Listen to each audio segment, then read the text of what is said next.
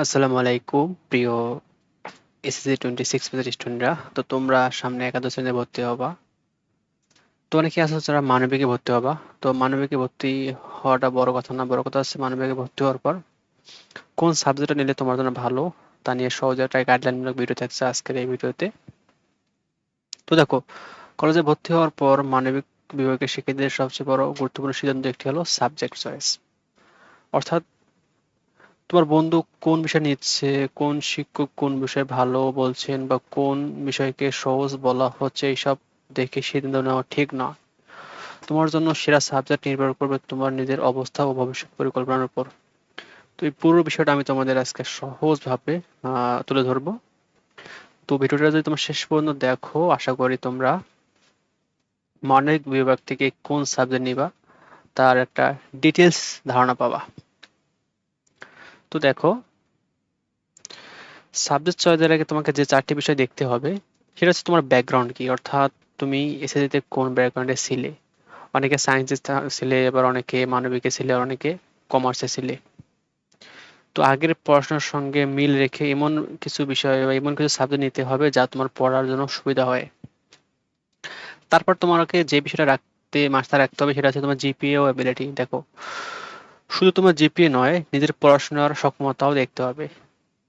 নিজেকে প্রশ্ন করো, নিয়মিত তুমি পড়তে পারো কি, বা কঠিন বিষয় বুঝতে পারো, বা পড়াশোনার জন্য যথেষ্ট সময় আছে তোমার কাছে, প্রাইভেট বা কোচিং এর সুযোগ রয়েছে, পড়াশোনার পাশাপাশি অন্য কাজ করতে পারবে। এইসব প্রশ্নগুলো যখন তোমার সহজভাবে উত্তর চলে আসবে, তখন তুমি একটা সাবজেক্ট নিবা, চয়েস করবে ভালো করে। তারপর দেখো তোমার ফিউচার গোল কি, তখন তোমার ফিউচার গোল কি, তুমি বিশ্ববিদ্যালয়ে ভর্তি হতে চাও, নাকি সরকারি চাকরি করতে চাও, নাকি ল নিয়ে পড়তে চাও, নাকি ইকোনমিক্স নিয়ে পড়তে চাও। তো তোমার ফিউচার গোল কি তা ঠিক করতে হবে। দেন তোমার কলেজ অপরচুনিটি, অর্থাৎ তোমার কলেজে কোন কোন সাবজেক্ট রয়েছে, তোমার পছন্দের সাবজেক্টটা তোমার কলেজে আছে কিনা সেটা দেখতে হবে।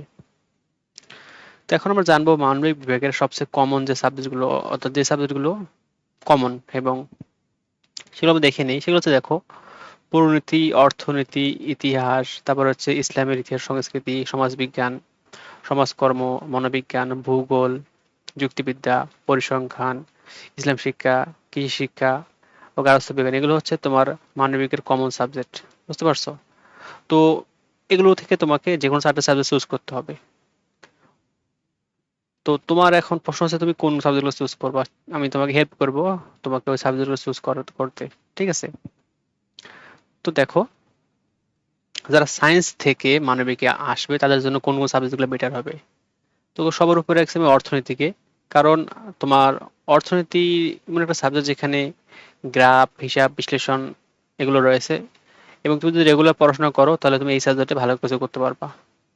দেন আছে মনোবিজ্ঞান, যা বায়োলজি ও মানুষের আচরণ সম্পর্কে আগ্রহ থাকলে সহজে এই সাবজেক্টটা এসে পড়তে পারবে এবং বুঝতে পারবে।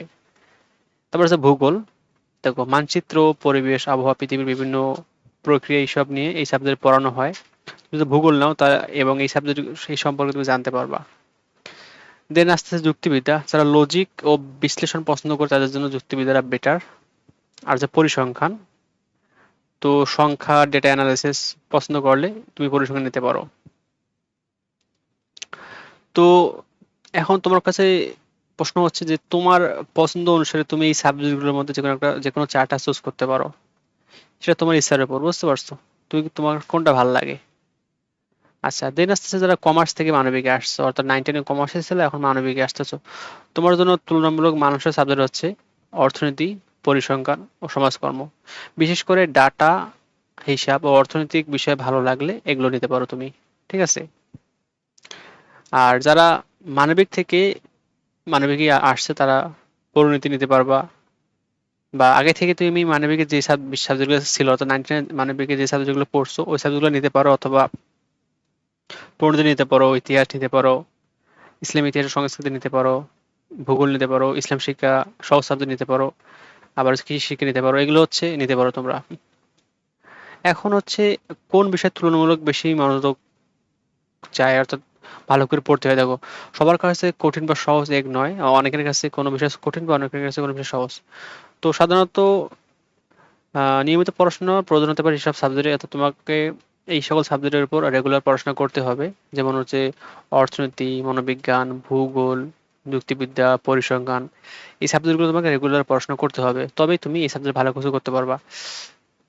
তবে এই সাবজেক্টগুলো কঠিন নয়, কিন্তু রেগুলার পড়াশোনা করলে তুমি এই সাবজেক্টে অবশ্যই ভালো কিছু করবা।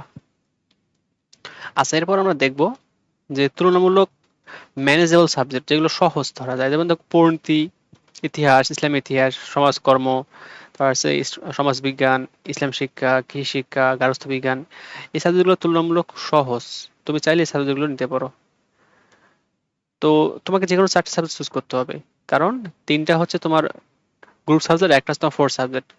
তো আমি তোমার জন্য ফোর সাবজেক্ট হিসেবে কি ভালো হবে তা নিচে বলতেছি। আচ্ছা, এরপরে আমরা দেখব যদি তুমি ইউনিভার্সিটি অ্যাডমিশন টার্গেট করো, সেক্ষেত্রে তোমার মানবিক বিভাগের জন্য বিশ্ববিদ্যালয় ভালো প্রস্তুতিতে সাহায্য করে বাংলা, ইংরেজি ও সাধারণ জ্ঞান। আর সাধারণ জ্ঞানের জন্য তোমার যে সাবজেক্টগুলো সবচেয়ে গুরুত্বপূর্ণ করতে হতে পারে সেটা হচ্ছে পরিণতি, যা অনেক সাধারণ জ্ঞানে তোমাকে হেল্প করবে। ইতিহাস আছে, ভূগোল আর হচ্ছে অর্থনীতি, এগুলো তোমাদের অ্যাডমিশনে অনেক সাহায্য করবে। তো কেরিয়ার অনুযায়ী কোন সাবজেক্ট কাজে লাগতে পারে দেখো, যারা ল নিয়ে পড়তে চাও সেক্ষেত্রে তারা পরিণতি, ইতিহাস ও যুক্তিবিদ্যা নিবে অবশ্যই। এগুলো নিয়ে পড়লে ল এ অনেক সুবিধা হয়। এগুলো এখন তবে এগুলো না পড়লেও তুমি ল নিতে পারবে, কিন্তু তুমি যদি ল নিয়ে পড়তে চাও তো এই সাবজেক্টগুলো তোমার জন্য একটা বেটার অপশন হতে পারে। ঠিক আছে? আচ্ছা, এখন আস্তে আস্তে যারা চাকরি করবে, সরকারি চাকরি করবে, তাদের জন্য পরিণতি, ইতিহাস ও ভূগোল এই সাবজেক্টগুলো গুরুত্বপূর্ণ। ঠিক আছে?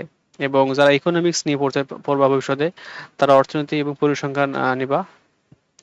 এবং যারা হচ্ছে এনজিও বা সামাজিক কাজকর্ম এই চাকরিগুলো করবা, তাদের জন্য সমাজকর্ম ও সমাজবিজ্ঞানটা একটু গুরুত্বপূর্ণ। আচ্ছা, দিন আছে যে যারা সাইকোলজি নিয়ে পড়াশোনা করতে চাও তারা মনোবিজ্ঞান অবশ্যই নিবা। আর যারা ডাটা বা রিসার্চ এইসবে থাকতে চাও তারা পরিসংখ্যান নিবা। এবং যারা হচ্ছে ইনভায়রনমেন্ট বা জিওগ্রাফি নিয়ে কাজ করতে চাও ভবিষ্যতে, তারা অবশ্যই ভূগোল নিবা। তো এখন হচ্ছে তোমার কলেজ ভালো নাকি পছন্দের সাবজেক্ট ভালো। দেখো, অনেক সময় ভালো কলেজে তোমার পছন্দের সব বিষয় নাও থাকতে পারে। এক্ষেত্রে তুমি একটি সাবজেক্টের জন্য ভালো কলেজ ছেড়ে দেওয়ার এই সিদ্ধান্তটা তোমার জন্য উচিত নয়। অর্থাৎ ভালো কলেজ, ভালো শিক্ষক, নিয়মিত পড়াশোনা সবকিছুই বিবেচনা করে তোমাকে একটা কলেজ চুজ করতে হবে। তো মনে করতেছো যে তুমি এই যে কলেজে পড়তে চাচ্ছ সেই কলেজে তোমার প্রিয় সাবজেক্ট নাই, হ্যাঁ তুমি ভাবতেছো আমি এই সাবজেক্ট এই কলেজে নাই, আমি এই কলেজে ভর্তি হব না। তো এই সিদ্ধান্তটা তোমার জন্য রাইট হবে না আমি মনে করি। তোমাকে একটা সাবজেক্টের জন্য একটা ভালো কলেজ ছেড়ে দেওয়া উচিত হবে না। আচ্ছা, তারপর আমরা দেখবো যে বিষয়টা সেটা হচ্ছে তুমি ফোর সাবজেক্ট হিসেবে কি নিবা।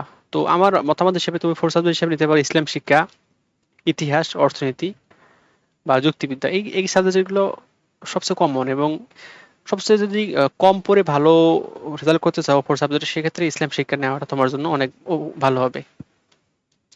আর কোন কোন সাবজেক্টে প্র্যাকটিক্যাল মার্ক থাকে দেখো, ভূগোল, মনোবিজ্ঞান, কৃষি শিক্ষা, গার্হস্থ্য বিজ্ঞান, পরিসংখ্যান, এই সকল সাবজেক্টে প্র্যাকটিক্যাল মার্ক থাকে। তো এই সাবজেক্টগুলো নিতে পারো অনেকেই।